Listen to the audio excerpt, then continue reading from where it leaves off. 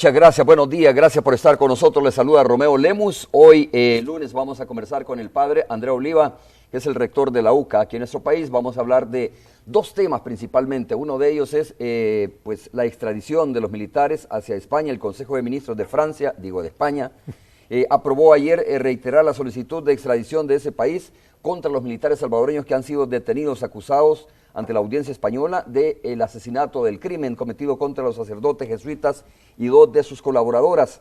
El gobierno en funciones de Mariano Rajoy pedirá a El Salvador la extradición de 4 militares implicados presuntamente en esta masacre ocurrida en 1989. Y el otro tema, vamos a aprovechar para conversar y preguntarle su opinión al padre Andrés Oliva, rector de la UCA, respecto a esta reunión que líderes del Partido Alianza Republicana Nacionalista Arena tuvieron con miembros de pandillas, también líderes de pandillas de nuestro país, o cabecillas, si usted quiere, de pandillas de nuestro país, de las dos denominaciones de pandillas que hay en El Salvador. Algo que para muchos ha sido sumamente reprochable. En el video incluso se puede notar, ¿no? Se puede escuchar cómo incluso uno de los líderes del Partido Arena, que era el vicepresidente de ideología entonces, Ernesto Mason, le preguntó a los líderes de pandillas si les parecía la figura de Facundo Guardado como ministro de Seguridad, algo que indignó de alguna manera o ha indignado a la población, pero sobre todo también el hecho de estar solicitando, pidiendo que se investigue una tregua y por otro lado intentando negociar, o que se haya intentado negociar en el año 2014 durante las elecciones presidenciales una tregua con las pandillas. Es que veníamos, por cierto, de una crítica muy fuerte de la oposición, especialmente del Partido Arena, por la supuesta tregua que se dio durante el gobierno del expresidente Mauricio Funes. Rector, muchas gracias, bienvenido. Un gusto tenerle aquí en los estudios. Muchas gracias, Romeo, es un gusto también estar aquí con Ahora, ustedes. ¿escuchó el video este? Sí, escuché. Bueno, lo vio y lo escuchó, ¿no? Sobre todo verlo. Exactamente, tuve la oportunidad de escucharlo y realmente pues la parte que se tiene de la reunión, que entiendo yo que no es completo el video, pues sí nos... Es más audio. Sí. Es más audio y sí nos muestra que hubo un intento de parte de Arena no solo de dialogar con las pandillas, sino de conseguir que los grupos pandilleros apoyaran el voto a favor de Arena en la segunda ronda de las elecciones presidenciales. Entonces ahí vemos que por parte de Arena había un interés a que las pandillas apoyaran su candidatura y su proyecto político. Claro. Padre, ¿cuál es su opinión de este video, de este audio, de esta reunión? Principalmente de la reunión, ¿verdad? Yo creo que realmente pues muestra, por un lado, la doble moral que existe en los políticos de nuestro país, o en algunos políticos de nuestro país, que por un lado, mientras están criticando que el gobierno haya negociado una tregua o que haya dialogado con las pandillas, pues ellos muestran que son capaces también de dialogar con las pandillas para obtener un beneficio político, como es en este caso, ¿verdad? Y que están dialogando con pues pandillas que son grupos que están proscritos y que son considerados agrupaciones ilícitas y criminales, y está muy claro en el video cómo ellos quieren negociar con las pandillas precisamente para obtener ese apoyo en la segunda ronda electoral, ¿no? A mí me parece que esto es realmente lamentable y que es muy triste, porque se está de esta manera pues arruinando el capital político que tienen los partidos y se está poniendo pues en duda la democracia en nuestro país. ¿Hasta dónde tendría que llegar una investigación en este caso, padre? Bueno, yo creo que es muy importante que se haga una investigación porque tenemos leyes en el país, está la ley de proscripción de pandillas, está también nuestro Código Penal que sancionan este tipo de comportamientos, ¿verdad? Se está negociando con grupos que son ilícitos el apoyo a una elección, y incluso parece, aunque eso no se ve en el video, que se estaba negociando dinero para que las pandillas apoyaran a este proceso electoral, dando su voto al partido de Arena, lo cual pues es completamente ilícito y está señalado en el artículo 2, en el artículo 3 y en el artículo 7 de la ley de proscripción de las pandillas, y también en el Código Penal, en el artículo 345, pues se sancionan este tipo de hechos, ¿no? Entonces yo creo que es muy importante que haya una investigación a fondo de parte de la Fiscalía, que debería ser la de oficio, ¿verdad?, para que realmente se aclare esto tiene implicaciones de alguna manera jurídicas, ¿no? Tiene implicaciones jurídicas, porque si realmente se demuestra a través de la investigación que ha habido una ilegalidad, que se ha buscado obtener beneficios de parte de estos grupos ilícitos, eso está penado, y está penado con cárcel, está penado además por tratarse de grupos ilícitos con el doble de otras penas que establece el Código Penal, incluso, y eso es muy importante también que se investigue y conocer, podría suponer la suspensión de la persona jurídica del Partido Arena si se comprobara que han sido las más altas autoridades de ese partido las que han participado en esta actividad. ¿Se puede desvirtuar esa reunión, padre, o se puede de alguna manera minimizar, digamos, su impacto en cuanto que algunas de las personas que participaron, por lo menos Ernesto Mason, que participó, dice, mire, era una reunión para neutralizarlo o neutralizar a las maras y tratar de que pudiesen ir a votar los simpatizantes de Arena, o simplemente decir, es que cualquier diálogo es válido, dice, dentro del marco de la ley, ¿no?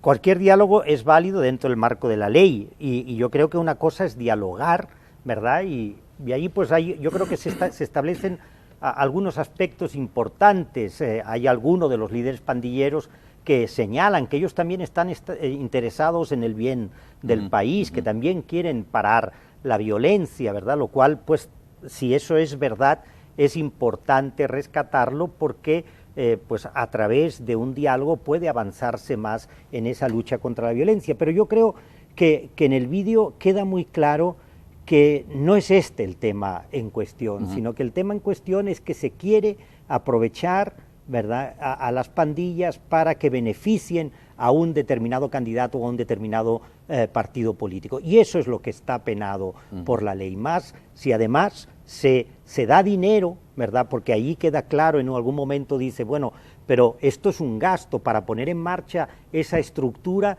eso tiene un costo, ¿verdad? E incluso, pues uno de los representantes de Arena, yo no reconocí en ese momento cuál de ellos era, decía, pero ¿y cómo estaremos seguros que el dinero se va a ocupar para nuestro fin, ¿verdad? Para nuestro partido. Para nuestro partido. En cambio, o sea, por tanto, sí parece que hay una disposición ahí a financiar de alguna manera pues a las pandillas para que puedan apoyar el voto. Entonces no es solamente que la gente pueda ir a votar, sino también sale en algún momento pues que alguno de los líderes pandilleros dice, bueno, nosotros tenemos mucha gente que está con nosotros y eso podría revertir el resultado electoral de la primera ronda de las elecciones. Claro, ¿no? Padre, ¿esto le da beligerancia, reconocimiento, poder a las pandillas? El hecho de que se les consulta incluso, digamos, si pueden favorecer un determinado partido político, se les consulta incluso, como dijimos cuando comenzamos la entrevista, si les parece un determinado nombre o figura para ser el próximo ministro de seguridad en nuestro país. A mi juicio eso es reconocer el poder que tienen las pandillas, es reconocer el impacto que pueden tener ellas y su grupo social en una campaña política y en un proceso electoral, y por tanto es darles un papel político también a estas pandillas y que ellas pues participen del resultado electoral moviéndolo de un lado a otro, ¿verdad? Yo creo que eso es realmente muy... Eso es pudo tener esto en el resultado electoral. ¿Y cuál es la cuota realmente, ¿no? O sea, que se ha pagado en torno a esto? Padre, usted decía, por un lado, ¿no?, de oficio, la Fiscalía General de la República debería de investigar este caso, esta reunión y las implicaciones y los alcances que tuvo, pero también hay que preguntarse qué es lo que va a hacer la Asamblea Legislativa. Se trata de un parlamentario, ¿no?, de un parlamentario de nuestro país, de un diputado de nuestro país. ¿Qué va a hacer el partido político como tal? ¿Qué debería de hacer? ¿Qué actitudes a su juicio debería tomar la Asamblea más allá de lo que pueda hacer lógicamente la Fiscalía General de la República? Pues yo creo que la Asamblea lo que debería hacer pues es por un lado condenar este tipo de hechos, por otro lado pues en el momento en que la Fiscalía General de la República requiera para la investigación y si hay pues motivos judicializar este caso, pues quitarle la inmunidad parlamentaria al diputado Mason para que pueda responder ante la justicia sobre este hecho, ¿verdad?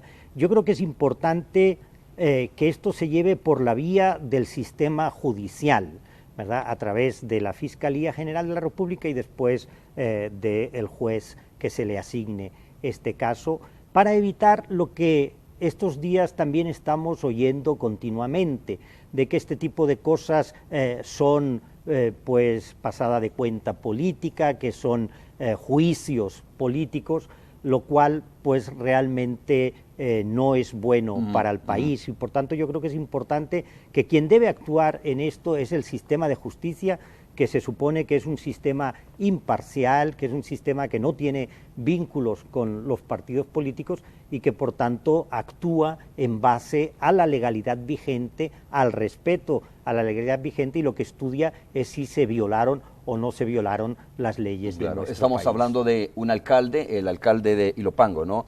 El señor Ruano, y estamos hablando de un miembro del COENA, entonces, Ernesto Mason, y por lo tanto, padre, es válido preguntarse si es posible que una figura tan importante en ese momento como lo era Ernesto Mason, por ser, digo, integrante del COENA mismo, si es posible que se pueda actuar en este caso a título personal, porque ya comenzaron a aflorar, digamos, Arena más bien desautoriza a Ernesto Mason y le dice que no es cierto que iba en nombre del partido, pero Ernesto Mason dice sí iba en representación del partido, ¿no? Que el partido tenía conocimiento.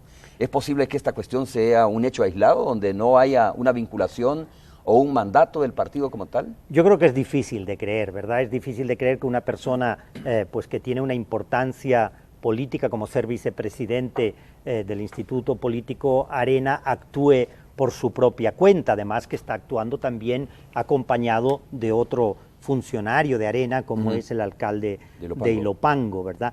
Entonces, él mismo en las primeras declaraciones, Ernesto Mason dijo que fue una misión que le dio el partido Arena, y por otro lado pues se ve que es muy coherente también con el cambio de rumbo que tuvo la campaña en la segunda vuelta, en la segunda vuelta de Quijano, ¿verdad? Donde pues el mensaje fue mucho más conciliador, ¿verdad? Y de buscar no ese enfrentamiento que se tuvo con las pandillas y con la violencia durante la primera parte de la campaña hasta la primera vuelta. Entonces yo creo que probablemente pues sí fue una estrategia de Arena, ¿verdad? Como partido, el buscar el apoyo de las pandillas para obtener beneficios. Incluso en ese momento el candidato ofreció, ¿no? En esta segunda vuelta ofreció precisamente reducir los homicidios en un año, parece que decía, era una parte del ofrecimiento. Bueno, padre, vamos a cerrar esta página porque este tema hay que seguirlo abordando. Yo creo que hay que ver, como usted bien lo dice, pues qué implicaciones tiene, ¿no? A nivel jurídico en nuestro país, implicaciones políticas también, porque que un partido político se reúna con una estructura prácticamente criminal es muy delicado en nuestro país. Pero bueno, hablemos del caso de los sacerdotes jesuitas. Decíamos que el Consejo de Ministros ha autorizado nuevamente o ha acordado solicitar la extradición de los militares que están detenidos en nuestro país. Entiendo que viene una figura importante en los próximos días aquí en nuestro país, ¿no?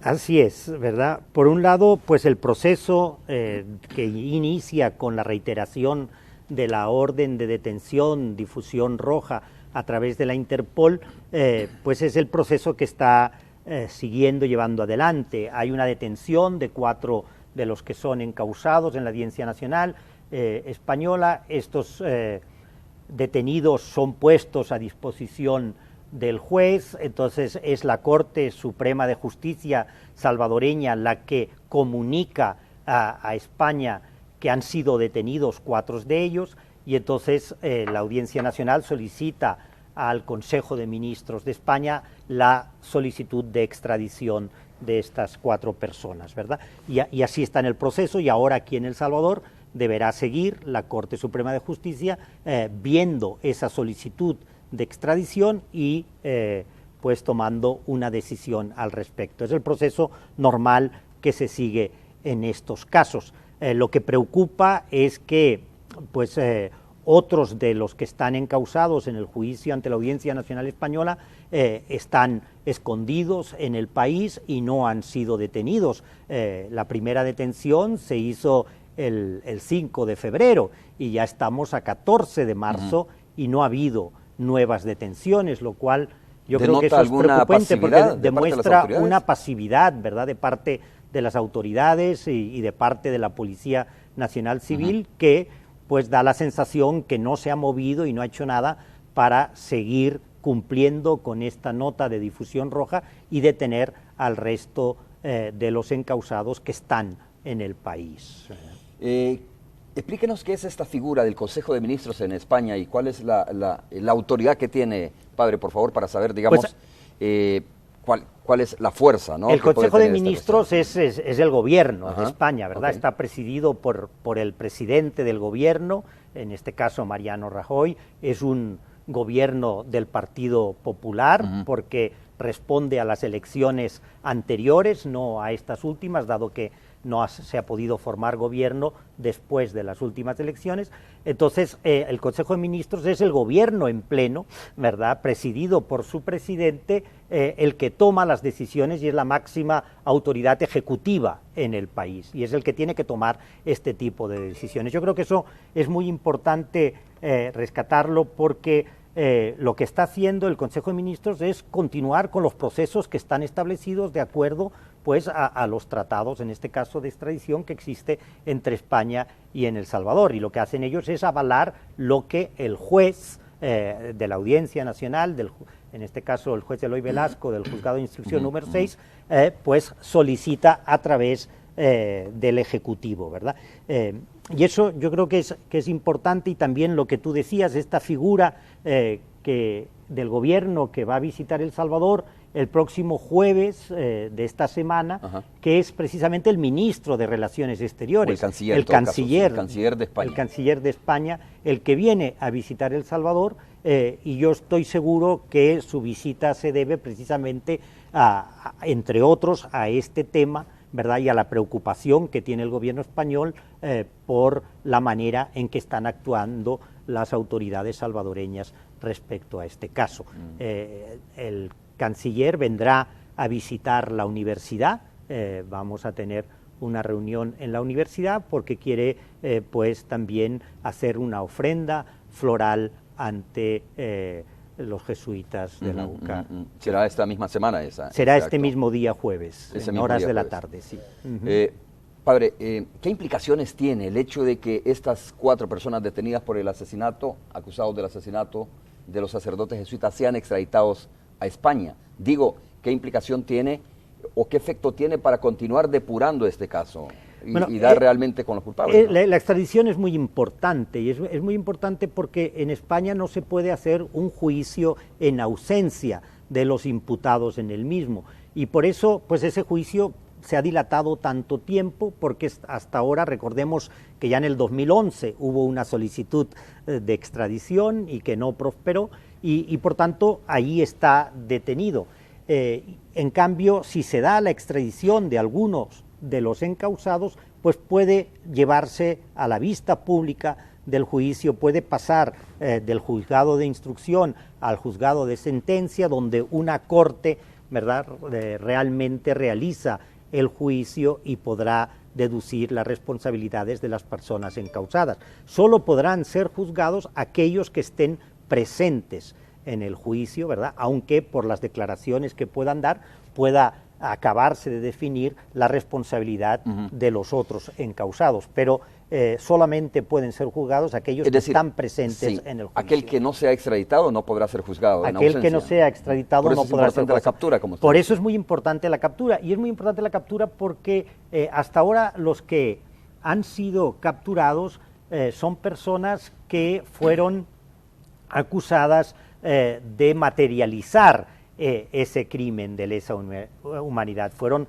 como los hechores materiales, los que estuvieron presentes en el crimen y los que pues dieron la orden, como fue el caso del coronel Benavides. Incluso algunos de ellos que ya han sido aparentemente, no juzgados aquí en el país. Ellos fueron juzgados en el país, hubo un juicio a finales del año 1991, un juicio que se realizó en la última planta de la Corte Suprema de Justicia, ¿verdad? Y pues fueron condenados, algunos de ellos, el coronel Benavides, por ejemplo, fue condenado a 30 años de prisión y estuvo 2 años en la cárcel y salió de la cárcel después por la amnistía en el año 1993. ¿verdad? Y por eso, pues ahí vemos como que hay de parte de las autoridades salvadoreñas una cierta selección a la hora de hacer las capturas, porque los que están encausados como autores intelectuales de ese asesinato son los que no han sido capturados, y realmente son los que interesaría que fueran llevados al juicio para deducir su responsabilidad en este caso o no, ¿verdad? La Audiencia Nacional Española pide la extradición y encausa a todos los que participaron, tanto a los hechores materiales como a los presuntos autores intelectuales, porque considera que el juicio que se realizó en El Salvador no fue un juicio con las debidas garantías y que fue un juicio manipulado. O sea, que no se ha hecho justicia más bien, y que ¿no? por tanto no ha habido justicia, y por eso asumen pues que también los hechores materiales deben participar en ese juicio en España. Padre, algunos podrían decir, mire, no pasa nada, ¿no? O sea, es decir, puede venir, por supuesto, el canciller de España aquí al país, reunirse con su homólogo aquí en El Salvador, tener una reunión, y no pasa nada porque esto es una cuestión que compete directamente, el aprobar una extradición a la Corte Suprema de Justicia de nuestro país. Pero digo, aparentemente podría interpretarse de esa manera, pero quiero preguntarle, en medio de todo esto, ¿se ventila o se analiza? Pues lógicamente, si no se procede a una extradición como lo está solicitando la audiencia española, ¿se analiza el tema de la cooperación o no? Yo creo que no es tanto el tema de la extradición, porque yo creo que en este gobierno español es respetuoso de la división de poderes en el Estado, y entonces ellos saben pues que hay un poder judicial, ¿verdad?, y un poder ejecutivo, pero sí me parece que habrá un reclamo al poder ejecutivo salvadoreño, no por pidiendo la extradición o no, sino precisamente porque la Policía Nacional Civil no ha actuado de acuerdo a los compromisos internacionales que tiene la policía, no ha actuado porque ha hecho caso omiso de las órdenes de captura que ha girado la Interpol, y ahí sí me parece que un gobierno puede reclamarle a otro qué está pasando, por qué no se cumplen estas órdenes de captura, y eso le corresponde al Ejecutivo promoverlo, no al Poder Judicial. Yo no creo que el ministro de Relaciones Exteriores quiera condicionar de ninguna manera al Poder Judicial, sino que lo que se espera es que el Poder Judicial actúe apegado a las leyes y según lo que consideran que deben actuar, porque hay, como digo, independencia plena de poderes, pero sí puede exigir al gobierno salvadoreño que cumpla con las órdenes de captura, y desde esa perspectiva pues evidentemente puede haber pues cuestionamientos de cara a la cooperación. Yo creo que España lleva muchos años cooperando intensamente con El Salvador, tenemos muchos programas de cooperación entre ambos países, y la cooperación española es importante para El Salvador, y seguramente pues la situación que se está dando disgusta al gobierno español. Aunque, como usted decía, de alguna manera el gobierno español reconoce que hay una división de poderes aquí, ¿no? Que al final no es tanto, no es una decisión meramente del Ejecutivo el extraditarlo, sino más bien del Poder Judicial. Del Poder Judicial, pero sí es decisión del Ejecutivo el capturar. Correcto. Y por lo que decíamos antes, en estos momentos solo se ha solicitado la extradición de 4 personas, que son las 4 personas capturadas, porque no se puede pedir la extradición de personas que no estén capturados. Y por eso es importante primero que se dé la captura, ¿verdad? Si se da la captura del resto de los que están encausados, posteriormente de nuevo habrá que solicitar la extradición de estas personas, del resto que hoy pues todavía no están bajo la disposición de la policía. Vamos a hacer la pausa. Cuando regresemos tengo que dejarle planteada la pregunta, padre, si ustedes como autoridades, digamos, de la universidad se han reunido con la policía les ha dado alguna explicación sobre este tema, ¿no?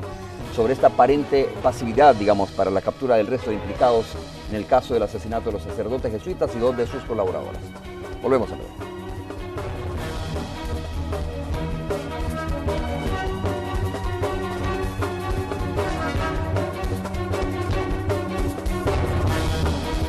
Como mujeres sabemos que no todos los días tienen el mismo color. Hay días alegres, agitados, resfriados, algunos son grises. Por suerte, tengo Normalina jarabe. Normalina es una... Bueno, estamos de regreso conversando con el rector de la UCA, el padre Andreu Oliva, está con nosotros esta mañana. Hemos hablado ya sobre esta situación también del video que se filtró de la reunión de los dirigentes del Partido Arena con miembros de pandillas también. Y ahora estamos abordando el tema de la posible extradición de los militares acusados del asesinato de los sacerdotes jesuitas. Y antes de ir a la pausa, padre, le preguntaba si ha habido alguna explicación directa, reunión de las autoridades de la UCA como parte ofendida en este caso, y la Policía Nacional Civil, ¿no? Para explicarles de que se está haciendo una búsqueda y que no se ha podido localizar los militares. No ha habido ninguna reunión, ni nosotros la hemos promovido. Pues nosotros nos hemos manifestado públicamente, ya sea a través de los medios de comunicación o a través del comunicado oficial que hizo la provincia centroamericana de la Compañía de Jesús y la UCA al respecto, porque realmente pues no somos partidarios de este tipo de reuniones cuando se trata de cumplir con un hecho, ¿verdad?, que responde a los compromisos internacionales y a lo que la policía debe hacer, ¿verdad?, para actuar de acuerdo al Estado de Derecho y ser una institución pues apegada a las funciones que tiene asignadas, ¿no? Entonces, hasta ahora no hemos recibido tampoco de parte de ellos ni del gobierno ninguna explicación al respecto. Y bueno, pues esperamos que realmente actúen y que estén pues dando seguimiento al caso. ¿Y cómo ve la comunidad jesuita esta expresión o estas expresiones de manifestación que han habido incluso frente a la Embajada de España aquí en nuestro país? Pues realmente estas expresiones, por un lado se comprenden, ¿verdad? Por un lado se comprenden porque pues los familiares tienen preocupación ante estos casos. Se trata pues de sus familiares, claro, y ese tipo de situaciones no dejan de causar un sufrimiento y una zozobra y un problema para las familias, pero por otro lado también muestran la poca disponibilidad que hay en el país para encontrar caminos de reconciliación. Estas manifestaciones además son muy virulentas, se están haciendo acusaciones muy fuertes que no corresponden a la realidad, incluso pues en muchas de estas manifestaciones se está diciendo que España está pues inmiscuyéndose en la realidad de Salvador, en asuntos internos, está violando la soberanía salvadoreña, cuando nada de esto tiene una base real. Yo creo que sería importante que en lugar de hacer este tipo de manifestaciones, pues se buscaran mecanismos que permitieran resolver este problema de acuerdo a las leyes de nuestro país, de acuerdo también a la justicia universal y de acuerdo al respeto a los derechos humanos. A mí me llama la atención porque en ningún momento pues se ha podido justificar realmente jurídicamente que este proceso no es válido, sino lo que se ha hecho es descalificar a las personas, descalificar a las instituciones. Yo creo que tenemos que avanzar y tenemos que avanzar a buscar maneras de entendimiento que estén basadas sobre todo en la verdad, en la justicia y en la reparación. Oiga, padre, usted mencionó un aspecto bien importante y es que en una lectura superficial y con el desconocimiento que se pueda tener de los convenios internacionales, etcétera, ¿no?, que están firmados por ambos países, pero además con la globalización de la justicia, pues lógicamente la lectura más inmediata y superficial, insisto, puede ser exactamente que cómo es posible que un país, ¿no?, como España se esté inmiscuyendo, como usted dice, en los asuntos internos. Para algunos eso pues ya fue juzgado acá y debe ser juzgado acá, y ningún país, digo, ¿no?, para algunos ningún país puede venir a decirnos a nosotros qué es lo que tenemos que hacer con salvadoreños. Entonces, explíqueme realmente por qué esa lectura es equivocada. Es equivocada porque está esta figura de la justicia universal, que es muy fundamental para todo el tema de la defensa de los derechos humanos. Cuando un país, un Estado, comete una violación a los derechos humanos de parte de funcionarios del mismo Estado, es muy fácil que ese Estado no quiera llevar ante la justicia a estos funcionarios, ¿verdad?, porque están representando al Estado y han actuado en nombre del Estado. Entonces, la justicia universal lo que hace es una solidaridad internacional a nivel de justicia para proteger precisamente a las víctimas de las graves violaciones a los derechos humanos. Y es decir, bueno, si en este país no se puede hacer justicia, no hay acceso a la justicia para este caso, los demás países de la comunidad internacional pueden actuar y pueden decir, bueno, pues nosotros solidariamente y de manera sustitutiva, ya que en ese estado no hay acceso a la justicia, podemos iniciar un proceso judicial para llevar a los responsables ante la justicia, ¿verdad? Y eso es muy importante. También El Salvador en algún momento podría asumir este principio de justicia universal y pues iniciar un juicio si considera que los derechos de ciudadanos salvadoreños o de otras personas han sido violentados. Violentados por el gobierno español. Por el gobierno español o por cualquier otro gobierno, ¿verdad? Entonces es ciertamente una medida sustitutoria. En España no se hubiera podido iniciar ese juicio ante la Audiencia Nacional Española si aquí en El Salvador hubiera funcionado el sistema de justicia y se hubieran realizado los procesos correspondientes. Y esto es importante tenerlo en cuenta y decirlo. La UCA ha solicitado en varias ocasiones que los autores intelectuales de la masacre de la UCA fueran llevados ante los tribunales. Y lo hemos solicitado aquí en El Salvador. Y se ha negado la justicia porque en algún momento se dijo que la ley de amnistía impedía judicializar a los autores intelectuales. Bueno, estamos de regreso conversando con el rector de la UCA, el padre Andreu Oliva, está con nosotros esta mañana. Hemos hablado ya sobre esta situación también del video que se filtró de la reunión de los dirigentes del Partido Arena con miembros de pandillas también. Y ahora estamos abordando el tema de la posible extradición de los militares acusados del asesinato de los sacerdotes jesuitas. Y antes de ir a la pausa, padre, le preguntaba si ha habido alguna explicación directa, reunión de las autoridades de la UCA como parte ofendida en este caso, y la Policía Nacional Civil, ¿no? Para explicarles de que se está haciendo una búsqueda y que no se ha podido localizar los militares. No ha habido ninguna reunión, ni nosotros la hemos promovido. Pues nosotros nos hemos manifestado públicamente, ya sea a través de los medios de comunicación o a través del comunicado oficial que hizo la provincia centroamericana de la Compañía de Jesús y la UCA al respecto, porque realmente pues no somos partidarios de este tipo de reuniones cuando se trata de cumplir con un hecho, ¿verdad?, que responde a los compromisos internacionales y a lo que la policía debe hacer, ¿verdad?, para actuar de acuerdo al Estado de Derecho y ser una institución pues apegada a las funciones que tiene asignadas, ¿no? Entonces, hasta ahora no hemos recibido tampoco de parte de ellos ni del gobierno ninguna explicación al respecto. Y bueno, pues esperamos que realmente actúen y que estén pues dando seguimiento al caso. ¿Y cómo ve la comunidad jesuita esta expresión o estas expresiones de manifestación que han habido incluso frente a la Embajada de España aquí en nuestro país? Pues realmente estas expresiones, por un lado se comprenden, ¿verdad? Por un lado se comprenden porque pues los familiares tienen preocupación ante estos casos.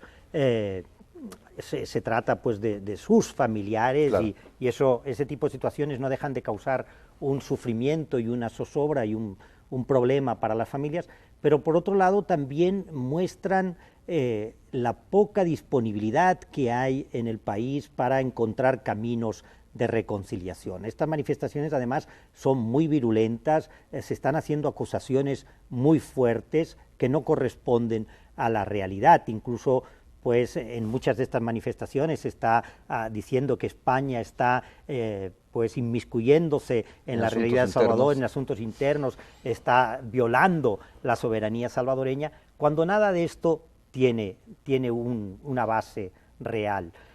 Yo creo que sería importante que en lugar de hacer este tipo de manifestaciones, pues se buscaran mecanismos que permitieran resolver este problema de acuerdo a las leyes de nuestro país, de acuerdo también a la justicia universal y de acuerdo al respeto a los derechos humanos. A mí me llama la atención porque en ningún momento pues se ha podido justificar realmente jurídicamente que este proceso no es válido, sino lo que se ha hecho es descalificar a las personas, descalificar a las instituciones.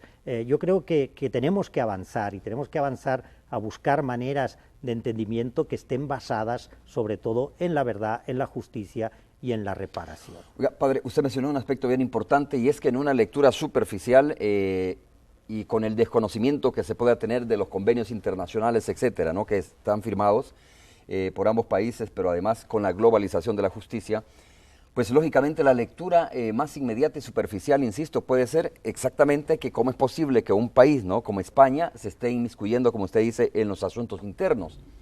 Para algunos eso pues ya fue juzgado acá y debe ser juzgado acá, y ningún país, digo, ¿no?, para algunos ningún país puede venir a decirnos a nosotros qué es lo que tenemos que hacer con salvadoreños. Entonces, explíqueme realmente por qué esa lectura es equivocada. Es equivocada porque está esta figura de la justicia universal, que es muy fundamental para todo el tema de la defensa de los derechos humanos. Cuando un país, un Estado, comete una violación a los derechos humanos de parte de funcionarios del mismo Estado, es muy fácil que ese Estado no quiera llevar ante la justicia a estos funcionarios, ¿verdad?, porque están representando al Estado y han actuado en nombre del Estado. Entonces, la justicia universal lo que hace es una solidaridad internacional a nivel de justicia para proteger precisamente a las víctimas de las graves violaciones a los derechos humanos. Y es decir, bueno, si en este país no se puede hacer justicia, no hay acceso a la justicia para este caso, los demás países de la comunidad internacional pueden actuar y pueden decir, bueno, pues nosotros solidariamente y de manera sustitutiva, ya que en ese Estado no hay acceso a la justicia, podemos iniciar un proceso judicial para llevar a los responsables ante la justicia, ¿verdad? Y eso es muy importante. También El Salvador en algún momento podría asumir este principio de justicia universal y pues iniciar un juicio si considera que los derechos de ciudadanos salvadoreños o de otras personas han sido violentados. Violentados por el gobierno español. Por el gobierno español o por cualquier otro gobierno, ¿verdad?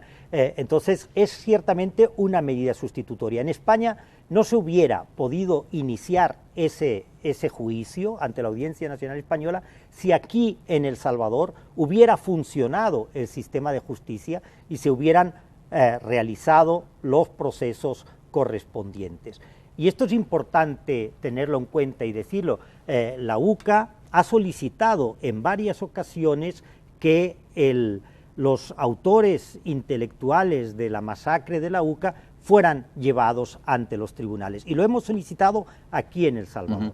Y se ha negado la justicia porque en algún momento se dijo que la ley de amnistía impedía judicializar a los autores intelectuales, cuando también a nivel internacional esos casos de crímenes de lesa humanidad no tienen prescripción, pero además la prescripción cuenta, en el caso que exista, a partir del momento que se acepta la demanda, ¿verdad? Lo cual, pues, aquí no fue sino hasta mucho después de que se cometiera el crimen, y esos años no se pueden contabilizar para la prescripción. Entonces, si el sistema de justicia salvadoreño hubiera funcionado debidamente, si se hubiera hecho caso también a lo que pidió la Comisión Interamericana de Derechos Humanos, que exigió que este crimen fuera investigado debidamente, ¿verdad?, y se lo exigió a la Fiscalía General, y que después siguiera el proceso a través del sistema de justicia y del Poder Judicial, pues hoy no tendríamos ese caso en España. Lo tenemos porque son medidas sustitutorias, y cuando en el Estado correspondiente no hay acceso a la justicia, pues la comunidad internacional puede hacerse solidaria y buscarlo. Por otro lado, también es importante decirlo, que en España este juicio ha podido seguir adelante porque hubieron 5 de los asesinados que tenían nacionalidad española y por tanto el Estado español defiende de esa manera los derechos de sus ciudadanos que fueron asesinados en El Salvador pero que tenían nacionalidad española y también por tratarse de un crimen de lesa humanidad que ha sido calificado como terrorismo de Estado, ¿verdad? Y eso ha permitido pues seguir el juicio en la Audiencia Nacional. Para la comunidad jesuita, padre, este caso continúa en la impunidad. Este es un caso de impunidad continúa en la impunidad, ¿verdad? Y sobre todo para nosotros el importante es conocer quiénes fueron los autores intelectuales, los que planificaron el crimen y dieron la orden de cometerlo, que pues desde nuestra perspectiva no fue el grupo que cometió el asesinato, sino que hubieron las más altas autoridades de la Fuerza Armada que estuvieron involucrados en ello. Bueno, padre, vamos a ver, quizás para decirlo de alguna manera, ¿no? El principal valladar o quien tiene la llave, para decirlo así, la llave para la extradición, ya lo dijimos, es la Corte Suprema de Justicia. Esto va a ser sometido a corte plena, como dicen las leyes de nuestro país, y pues sabemos que ya anteriormente una corte plena negó la extradición precisamente de los militares. Entonces la pregunta es, ¿qué le hace pensar a la comunidad jesuita de que esta corte puede actuar de acuerdo a la petición del juez de la Audiencia Española? Pues, o sea, porque esto ya fue juzgado, ya fue votado en la corte en su momento, ¿no? ¿Qué nos hace pensar? Nos hace pensar que la Corte Suprema actual, que no es la misma que en el 2012 decidió que no había lugar a la extradición, es una corte que se ha señalado por estar mucho más apegada a las leyes, estar mucho más apegado a los procesos judiciales y actuar de manera más coherente con los mismos. La otra corte era una corte totalmente política y tomó una decisión política, ¿verdad? Aparte que tampoco fue una mayoría muy grande la que rechazó la extradición, sino que hubieron votos a favor de la extradición. Entonces pensamos que esta Corte de Suprema Justicia, que se ha renovado, que ha ido corrigiendo la plana a la Corte anterior en algunos aspectos, como fue el aceptar y contradecir a la Corte anterior, cuando la Corte anterior decía que la nota de difusión roja solo era para efectos de localización. En cambio, esta Corte actual pues ha dicho no, la nota de difusión roja es para efectos de detención para el proceso de extradición, apegado de esta manera a la legislación internacional, ¿no? Entonces, nosotros pensamos pues que esta Corte va a actuar realmente en base al derecho, ¿verdad? Y por eso pues pensamos que sí será posible la extradición. Divide este tema la sociedad salvadoreña. A veces la gente, cuando se ventilan esos temas públicamente, dice los buenos y los malos, ¿no? Los patriotas y los antipatriotas. Los patriotas son aquellos que quieren que ese caso no sea juzgado en España, y para incluso varios familiares, los antipatriotas son aquellos que empujan porque este caso sea juzgado en España. Sin duda, ¿verdad? Sin duda este hecho divide a la sociedad salvadoreña.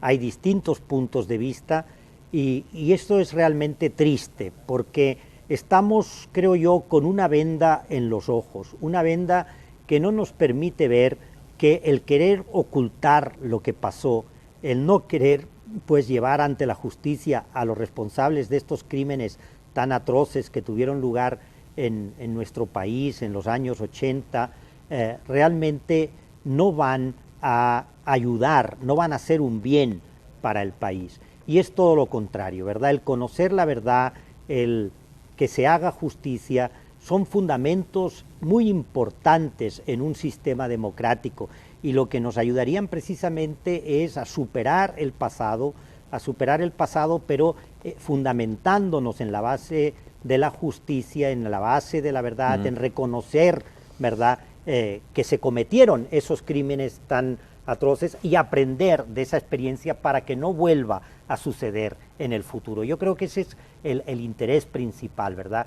Y lo que es triste es que no se reconozca el dolor de las víctimas, no se reconozca el daño tan grande que se cometió, no solamente en el caso nuestro de la UCA, sino en muchísimos otros casos que se dieron en el país. Esta semana pasada nosotros celebramos el 8º Tribunal Internacional para la Aplicación de la Justicia Restaurativa, donde víctimas de masacres, víctimas de violaciones torturas, a los derechos humanos, de violaciones a los derechos humanos, de desapariciones, presentaron sus casos, y uno puede ver cómo esas personas cargan con un sufrimiento tremendo, con un dolor enorme, ¿verdad? Y que esas personas lo que quieren es que se les reconozca que realmente fueron injustamente tratados, que ellos eran inocentes y que las fuerzas de seguridad realmente cometieron abusos imperdonables, ¿verdad? Y que no se justifican de ninguna manera. Entonces, yo creo que tenemos que liberarnos de esta venda que tenemos y pensar que el conocer la verdad va a causar un problema y en cambio es mejor perdonar y olvidar, cuando precisamente que lo que nos va a causar problema es el perdón y el olvido. Muchas de las actuaciones que hubieron en la guerra se están dando ahora también, las pandillas están actuando, reproduciendo los mismos patrones de conducta, ¿verdad?, de atrocidades que igualmente que en la guerra. Si se hubieran condenado esos crímenes en la guerra, probablemente hoy no estaríamos en esta situación de violencia. A ver, quiero preguntarle, padre, si por el juez de la audiencia española han desfilado otros testigos. Ustedes como universidad tienen conocimiento que hayan desfilado otros testigos en este caso. Digo, no solo pues esperando la extradición de los militares, sino testigos. No, sí, han habido testigos, han habido que hayan conocido más investigaciones, de este caso. ¿verdad? Se han compartido pues los documentos que se tienen aquí en El Salvador, se compartió también el juicio que a los autores materiales que tuvo lugar aquí en el año 1991, ¿verdad? Y también tenemos conocimiento que han habido pues exmilitares salvadoreños que han dado su testimonio en la Audiencia Nacional Española. Es que la percepción es que, a ver, si estos militares son extraditados, es como casi automático de que sean condenados en España, ¿no? Yo creo que pueden confiar que va a haber un juicio justo porque pues va a ser un tribunal, una corte, no de una sola persona, sino de varios jueces los que estarán presentes y que no van a condenarlos porque sí, sino que van a condenarlos en base a los hechos, en base también a lo que ellos puedan declarar. Claro, porque y tendrán la ellos oportunidad tienen la posibilidad de defenderse, tienen la posibilidad de presentar pruebas de que de lo que se les acusa no es verdad, si son otros los responsables, ¿verdad? Entonces yo creo que hay que animarles a que piensen que van a tener un juicio justo, ¿verdad? Y que contribuyan y colaboren con la justicia para conocer la verdad, que es en el fondo lo más importante, ¿verdad? Y una vez conozcamos la verdad, también será posible, se deduzcan las responsabilidades, será posible hablar del perdón. Y yo creo que la primera que va a iniciar un proceso de perdón va a ser la Compañía de Jesús y la Universidad Centroamericana, porque lo que nos interesa, ¿verdad?, es que sea un caso ejemplarizante, que se conozca la verdad, se conozcan los responsables y que se supere este pasado. ¿Y qué significa el perdón en este caso? A ver, voy en a este explicarme, caso, ¿no? Es decir, a ver, si finalmente son encontrados culpables y son condenados en España, pues el perdón significa, mire, déjelos en libertad. Pues ¿Es eso? el perdón es pedir un indulto, ¿verdad? Es pedir un indulto. Ajá. y precisamente pues el indulto lo que hace es condonar la pena, ¿verdad? De alguna manera, pero ya en base a un juicio que nos ha dicho cómo fueron las cosas y quiénes fueron los responsables. Pero esa será finalmente, aun cuando haya una solicitud de perdón de parte de la comunidad de jesuitas, será una decisión también del juez. También será una decisión del juez o de las instancias Ajá. que aplican los indultos, ¿verdad? En este caso, por ejemplo, en El Salvador, quien aprueba un indulto es la Asamblea Legislativa, ¿verdad? En España es el Consejo de Ministros. Padre, la extradición del coronel Montano desde los Estados Unidos, que por cierto continúa detenido y ya se ha iniciado este proceso de extradición, ¿no? ¿Esto también va a ayudar a consolidar el caso de los sacerdotes jesuitas? Así es, porque es un caso paralelo al que se está siguiendo aquí en El Salvador. En el caso del coronel Montano, la jueza ya decidió que sí había lugar a la extradición y ahora el proceso es un proceso administrativo. Es a través de la Secretaría de Estado que se hace el proceso para dar todos los pasos correspondientes y llevarla el coronel Montano extraditado a España. Eso va a ser importante por lo mismo que decíamos antes, aunque si está el coronel Montano y se presenta ante la Audiencia Nacional Española, ya puede haber juicio. Y el coronel Montano pues puede contar y dar su versión de los hechos y por tanto pues ya nos acercaríamos cada vez más a la verdad. Lógicamente hay varios militares implicados en esto. ¿Hay civiles implicados en el asesinato de los sacerdotes jesuitas? No hay ningún civil en estos momentos que esté encausado ante la Audiencia Nacional Española. Son todos militares que estaban de alta en ese momento que ocurrió el asesinato. Pero civiles no hay ninguno. En un momento estaba la solicitud del presidente Cristiani como pues jefe del ejército salvadoreño, pero posteriormente fue separado porque, según a juicio del juez, no podía pues considerarse responsable de ese asesinato. En todo caso, las acusaciones que habían era de haber encubierto posteriormente a los que habían cometido el crimen, y eso no es considerado un delito de lesa humanidad. Por lo tanto, no entra dentro de esta investigación. Exactamente. ¿Qué tanto conocemos los salvadoreños de este caso? Yo creo que conocemos muy poco. Ajá, iba a eso, porque es bien importante, ¿no? Es decir, hay bastante información suelta, pero ¿qué tanto realmente conocemos de cómo se realizó este operativo, de cómo se llevó a cabo, de cuál fue el procedimiento, etcétera, ¿no? Todos esos casos que están conocemos muy poco y además todavía hay mucha confusión, ¿verdad? Hay mucha confusión al respecto porque, pues desgraciadamente, en aquella época había una censura y una autocensura de parte de los medios de comunicación y pues esos hechos no se decían ni se comunicaban como ahora, que encontramos muchísimas páginas, ¿verdad?, sobre los distintos crímenes que se cometen en el país. Además, se dijo en un primer momento que había sido la guerrilla quien los había justiciado por traidores. Posteriormente, pues, se continuó las investigaciones y ya se supo que habían sido los militares los que habían causado este hecho. Pero como que tenemos poca memoria y poco conocimiento, y aunque se van diciendo las cosas, muchas veces se dicen a medias, y yo creo que sí que es importante, ¿verdad?, que conozcamos el caso de mejor manera, ¿verdad? Y ahí estamos preparando una publicación en la UCA a través del Instituto de Derechos Humanos para dar a conocer a profundidad todo lo que se ha hecho en este caso, tanto en el primer juicio como los posteriores intentos que ha hecho el IDUCA para llevar ante los tribunales a los autores materiales, así como todo el proceso que se está siguiendo en España. ¿Hay mucha intención todavía de que este caso quede impune?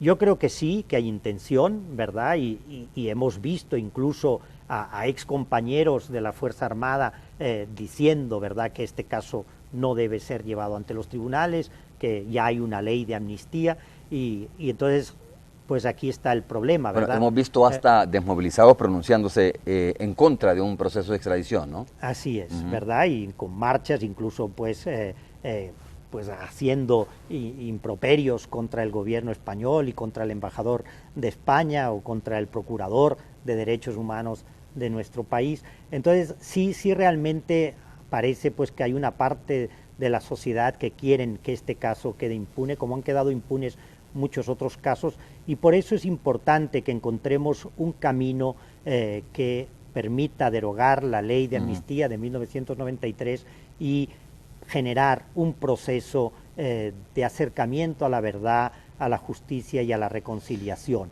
Nosotros creemos que lo que es importante es buscar caminos de reconciliación y por eso hemos impulsado durante 8 años este Tribunal Internacional para la Aplicación de la Justicia Restaurativa, porque no hay nada más reparador y liberador para las víctimas el que se conozca la verdad, dar su testimonio sobre poder dar su testimonio, que se aplique la justicia, y también creo yo que para los victimarios es muy importante poderse liberar de esos hechos tan crueles que cometieron y poder reconocer, sí, actuamos así y actuamos de forma indebida y que puedan ellos mismos solicitar el perdón a las víctimas, ¿verdad? Desde un arrepentimiento verdadero y que eso permita el encuentro de la familia. Padre, y en este Tribunal Internacional de la Justicia Restaurativa, que por cierto he escuchado algunos testimonios importantes a través de la YSUCA,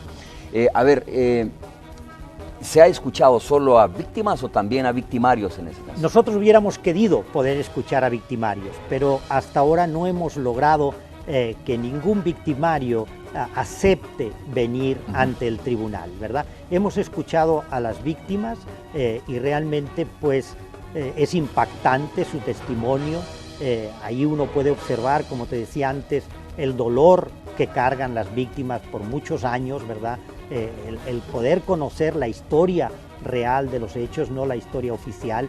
Se han podido comprobar cómo es la historia que dicen las víctimas y lo que se decía en aquellos momentos en los medios de comunicación, ¿verdad? Y eso ya tiene un efecto reparador y el tribunal es sobre todo una instancia moral, ¿verdad? Y lo que hace es una condena moral, pero yo creo que podría ser un buen camino y de hecho los jueces, que son personas con mucha experiencia, que han venido de España, de Brasil, ¿verdad? Están muy animados con el tema porque creen que esto podría ayudar enormemente a la reconciliación de la familia salvadoreña sin caer en un proceso judicial continuo y que no sea manejable. Bien, vamos a hacer una breve pausa comercial, regresamos ya para el cierre de la entrevista de esta mañana.